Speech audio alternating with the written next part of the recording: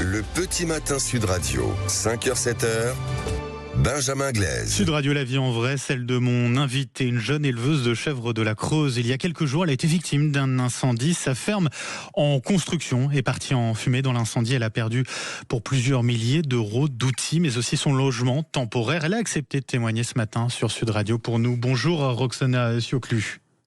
Bonjour Benjamin. Et bienvenue sur Sud Radio. Merci d'être avec nous ce matin. Vous êtes éleveuse de chèvres Angora à Saint-Fiel, c'est un village de la Creuse.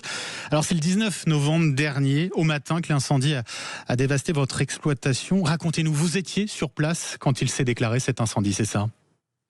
Oui, j'étais sur place, j'étais en train de réparer mon installation autonome d'électricité. Donc on est sûr que la cause n'est pas électrique, vu que j'avais tout éteint. Donc on suspecte un poêle à bois qui était un peu vétuste. Je le précise, vous n'avez pas été blessé, fort heureusement, dans ce sinistre. Vos animaux non plus. Vous avez en tout cas voulu tout de suite reprendre le dessus. Vous n'avez pas baissé les bras, vous avez voulu rebondir immédiatement, c'est ça Roxana ?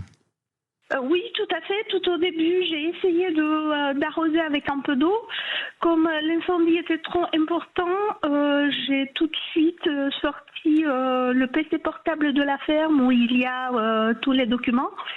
Et j'ai cherché de l'aide parce que je n'avais plus, donc le téléphone était resté dedans. Donc j'ai tout de suite pensé à trouver quelqu'un qui puisse appeler les pompiers. Et les pompiers sont intervenus.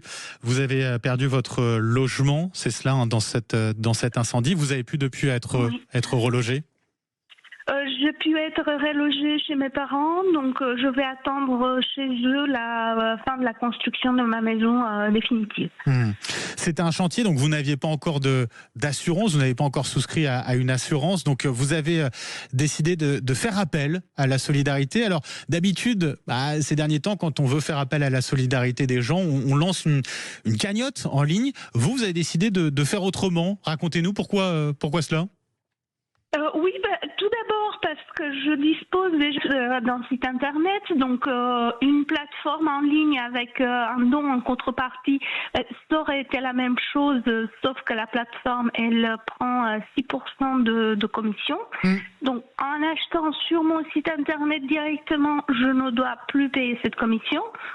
Et un don en contrepartie, ce qu'il faut savoir, c'est qu'il est imposable selon mes informations à 60%.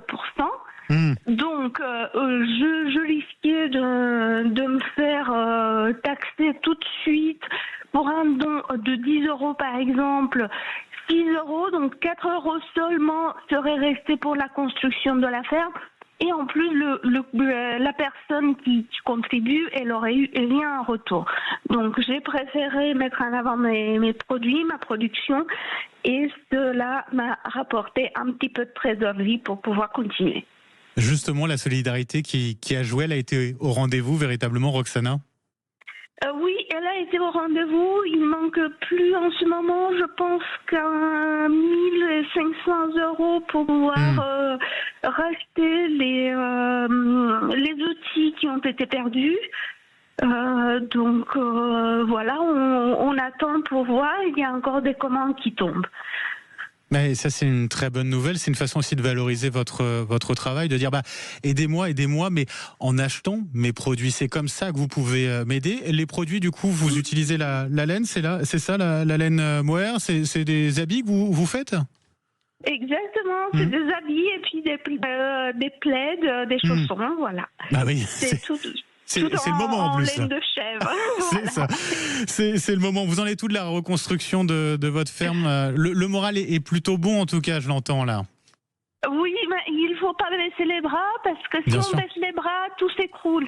On n'a pas de deuxième option. Il faut être fort et il faut se retrousser les manches pour la construction. Maintenant, on est en train de déposer un permis de construire pour pouvoir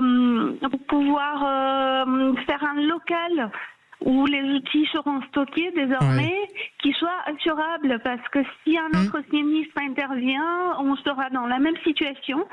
Donc on est à l'étape aide du de la dépôt de mairie à permis ce de niveau-là. construire. Et ce que je dois préciser, c'est qu'on a eu tout le soutien de l'administration et des élus.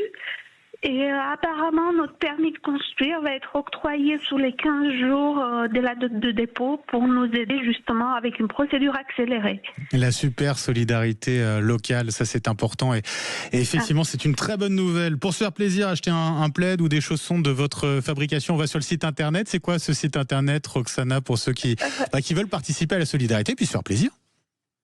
Non, le site internet, c'est Moër de Saint-Fiel, comme le nom de la ferme, moerdesaintfiel.fr. Eh ben merci beaucoup en tout cas Roxana Cioclou d'avoir été avec nous ce matin sur Sud Radio, éleveuse de chèvres angora dans ce village de Saint-Fiel dans la Creuse. Je vous souhaite une très belle journée et puis plein de réussite pour la suite.